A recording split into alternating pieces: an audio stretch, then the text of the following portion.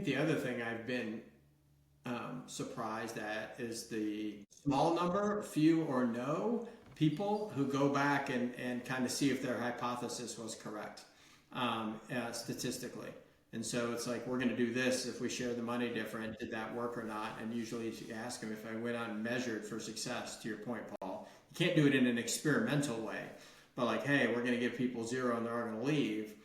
They rarely go back out and say, oh, actually, none of them left. Now they're just worse performers because they're just going to ride this train until they get kicked off.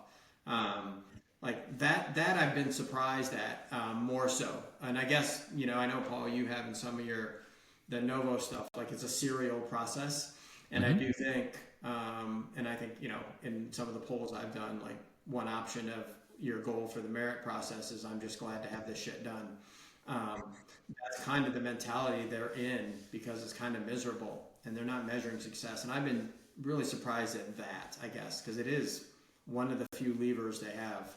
Levers, whatever you want to call it. Yeah, that's right. I think we're all just happy to have it be done, and that deep breath or the trip to the Marriott on the beach on the weekend. Like it's just time to be through it and digging through the spreadsheet, right? Because it's always called like the spreadsheet V11, Nicole, 11 p.m., right? That's always the name of the file. Like going through that one more time is not anyone's idea of fun.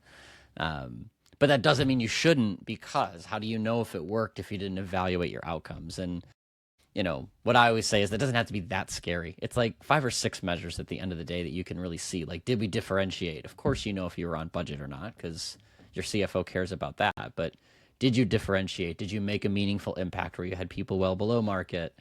Look back a year later. Did those who had higher raises more likely or less likely to stick around? Like, it's a couple of easy touch points that should be automated. If all the vendors out there, hint Sean, are listening, like please build that in, because that would make it easier for all of us.